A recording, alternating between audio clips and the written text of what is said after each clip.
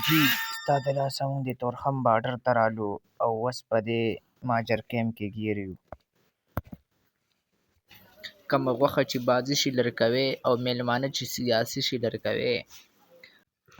او په جلسه کې یو د ډوزو اسمان جوړ کړئ، کم سړی چې پوډري شي لر کوئ. بابوجي د شیب اختر د بالینګ د سپیډ نه په ګاډي کې ډیر تیز رواني او کله چې دا ګاډی رامخې ته شي نو هغه بیا د کنټرول نه وځي. لږ په مزه ګاډی چلوه بابوجي، ولې ځکه خېټه یې خرابه ده که څه؟ په تا خو دونه ناوخته دی ولې چې چېرته روان یې که. او کنه بابوجي ولې ستا موږ نه یو خوښ څه ولې بلې دنیا ته م لیږې که څه؟ وخره چپ شئ، هلته راته د جینۍ پلار ناست دی، د رښتې خبره رانه ورانېږي، په کلاره کښېنئ چې زر زر ځو. بابوجي یو لنډۍ کوترې ته روانې او هلته د یو سړي نه ځان له د خپلې جینۍ رشته وغواړي. او د دې نه پس بیا بابوجي د ګاډي نه راکوشي او خرش پرش هم ورسره شاته شاته را روانې او بابوجي ترې مخکې او د یو څو ملګرو خواته راشي او د هغو سره خبرې شروع کړي. او دغسې بابوجي چې د دې ملګرو سره ولاړي او کرش پرش ورسره هم ولاړي او دو په خپل منځ کې لګیایي او خوږې خوږې خبرې کوي او دا خلک او دا ټول ماجران یې داسې په تماشۍ. او د دې نه پس بیا بابوجي هغو ته وایي چې موږ تاسو نه لاړو یو پروګرام له او په پروګرام کې خرش پرش او د خرش پرش نور ملګري ټول ګډېږي را ګډېږي، څوک پکې پټاخې او څوک پکې بمونه ډزوي او د هغو داسې واده وشي چې خرش پرش پکې ټوپونه مو ووایي او والله ډېره مزه وله ورکړي. او د دې نه پس بیا خرش پرش په ګاډي کې روان شي او د واده پروګرام نه او راشي یو کور خواته ودرېږي او بابوجي د ګاډي نه راکوشي د یو ملګري خواله راشي او هلته کې خرش پرش هم ولاړي. او دغسې دا بابوجي د دې خپلو ملګرو سره لګیایي خبرې کوي د سیند په غاړه او کله چې دو په خپل منځ کې خبرې کوي نو بابوجي ورته خاندي را خاندي لکه چې داسې ښکاري چې ډېره زیاته فني خبره یې وکړه او خرش پرش ورته سره ړکوي. او دغسې دو خپلې خبرې کوي چې د دې په منځ کې بیا مینډک را روان شي په پړو باندې راخیږي محفل میدان ته راورسي د ماجرو کیمپ ته او هلته کې دا ټول عوام ولاړي او چې کله مینډک ورته بره په دغه باندې ولاړي په سټیج باندې او دا ښکته میلمانه چې کم دي دا ټول ورته پړکې وهي او چې کله ورته هغو پړکې وهي د هغې سره هغو ټوپونه هم وایي ګډېږي را ګډېږي او د هغې په حواله باندې بیا مینډک ورته وایي چې بس دی ستاسو ډېره زیاته مننه چې تاسو زما دونه خیال ساتئ، خدای تاسو آباد لرئ او خوشحاله ساتئ. او د دې نه پس بیا مینډک چې موبایل راوالي نو تصویران وباسي، ځان له وباسي او عوام له وباسي. د دې نه عوام ډېر زیات خوشحاله شي او هغو ورته د خوشحالۍ نه ټوپونه او پړکې هم وهي او مینډک د هغو په تماشۍ چې واقعي یار دا عوام زما دونه خیال ساتي نو ما له هم پکار ده چې زه هم د عوام خیال وساتم.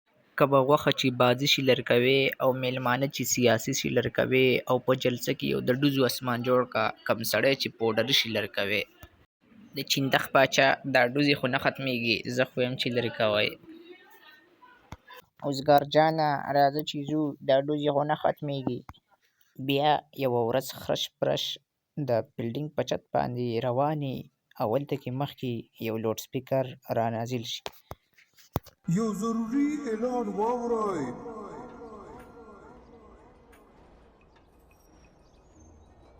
حکومت دا فرمان جاری کړی دی چې ټول مهاجر به خپل وطن ته واپس ځي.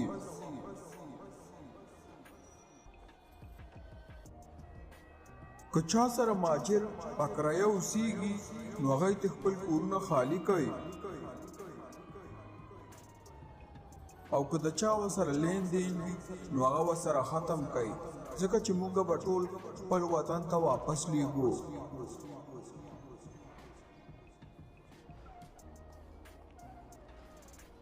خرش پرشه څه دې واورېدل که نه؟ وایي مهاجر به ټول خپل وطن ته واپس ځي. چې په کابل کې امن راشي روره اله به ځي، هسې فضول خلک لګیا دي وایي کله به ځي. موږ چې چا بیل کړي یو د غیرو شیطانې دی او ځکه هم په منځ کې وړوکی دیوالګی دی. ولې خره ته څه مهاجرې څه؟ زما پلار خو بنګالی و او مور مې هندوستانی وه. د حکومت خلک کور په کور چاپې وهل شروع کړي او په کورونو ګرځي. بابوجي کاغذونه وښیه تا سره پاکستانی شناختي کارت یا پاسپورټ شته؟ فوجي ماما زه خو انګلستانی یمه. د لنډي کوتل نه مې ښځه راواده کړې ده. یعنې ته د دې وطن نه یې مهاجر یې. دا ټوله کیسه خر په خپلو سترګو وویني او هغه په منډه منډه خرش پرش په اوزګار جان ته ورشي. اوزګار جانه بابوجي او د هغه ښځه حکومت ګیره کا. وای دی ماجر دي او هغه یې تورخم بارډر ته بوتله چې خپل وطن ته ولیږي. راځئ چې د دې کلي ناظم صاحب چندغ باچا پسې ورشو. او هغو ته خو پته ده که نه چې بابوجي ماجر نه دی بلکې هندوستانی دی.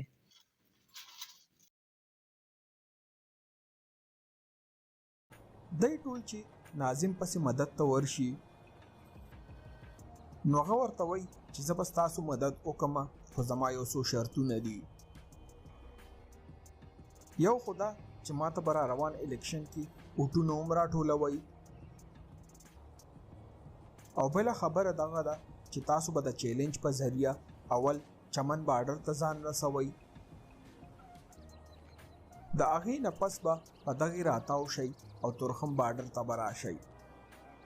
خر اوزګار جان او خرش پرش څه په دیکو دوړو باندې دا چیلنج پوره کړي او فینش لاین ته ورسیږي.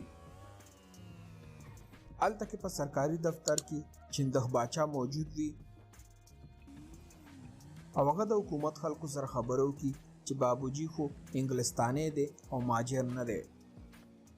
بیا د حکومت خلک دی د ماجر کیمپ نه بهر ته راوباسي او دی د تورخم په بارډر باندې واپس پاکستان ته راشي.